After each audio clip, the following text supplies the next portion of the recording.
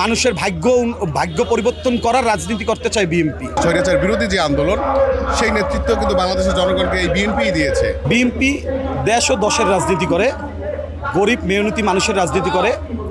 যেরকমের আপনারা দেখেছেন, যেই সময় প্রথম বিএনপি ক্ষমতা আসছে, ক্লিন হাট করছে, র্যাব নিজে বাইর করছে। র্যাবের মাধ্যমে যারা বিএনপির নাম ভাঙিয়ে অন্যায় অবিচার করেছে তাদেরই খরচ দিয়েছে।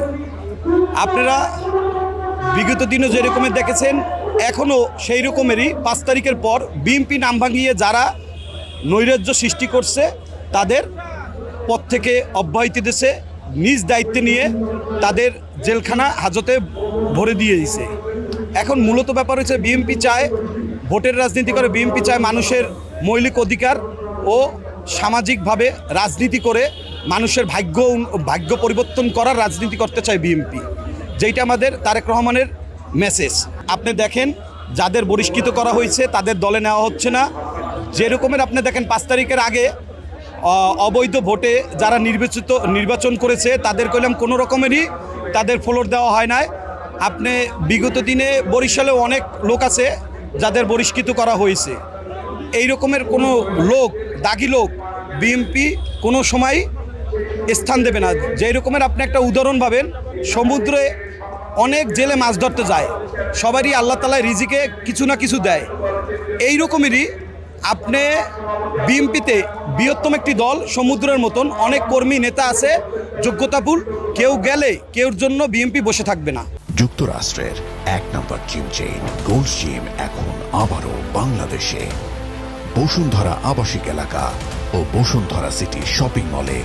বিএনপি শহীদ রাষ্ট্রপতি জিয়াউর রহমানের হাতে করা একটি রাজনৈতিক দল।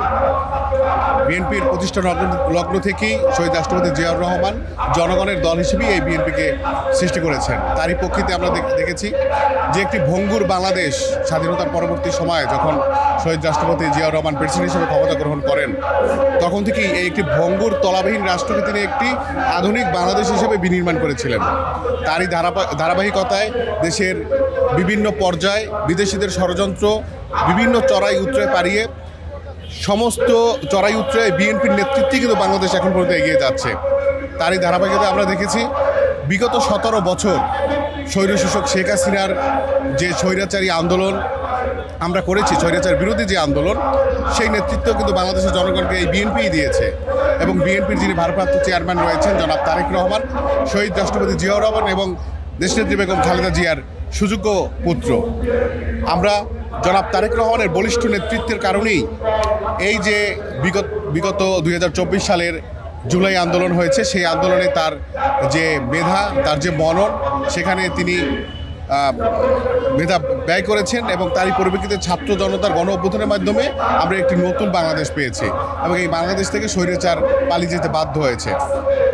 এবং আমি বিএনপির একজন ছাত্রদলের কর্মী হিসেবে এতটুকুই আশা ব্যক্ত করি যে বাংলাদেশের জনগণ এই শহীদ রাষ্ট্রপতি জিয়াউর রহমান, দেশনেত্রী বেগম খালেদা জিয়া এবং আমাদের তারুণ্যের অহংকার জনাব তারেক রহমানের প্রতি পূর্ণ আস্থা রাখে এবং ভবিষ্যতে এই জনগণের রায় নিয়েই বাংলাদেশের ধানের শীষের প্রতীক নিয়ে বিএনপি ক্ষমতায় আসবে ইনশাল্লাহ।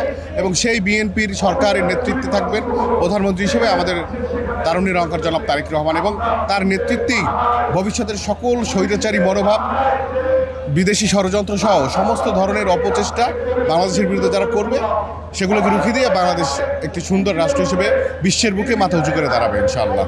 দেখেছেন যে জুলাই গণঅভ্যুত্থানে সাধারণ শিক্ষার্থীদের পাশাপাশি সর্বাত্মক ছাত্রদল রাজপথে অবস্থান নিয়েছিল, যারই পরিপ্রেক্ষিতে এই যে গণঅভ্যুত্থান সফল হয়েছে। আর বাংলাদেশ জাতীয়তাবাদী ছাত্রদল সবসময় সাধারণ শিক্ষার্থীদের পাশে থেকে কাজ করতে চায়। দেখেছেন যে গতকালের যে সমাবেশের পর যে ছাত্রদল তাদের যে করছিল, যে পরিষ্কারের কাজটা পরিষ্কার করছিল, যে রাস্তায় যে ময়লা ছিল ওগুলো পরিষ্কার করছে। যে বাংলাদেশ জাতীয়তাবাদী ছাত্রদল ভবিষ্যতে বাংলাদেশের জনগণের জন্য সর্বাত্মক কাজ করে যাবে।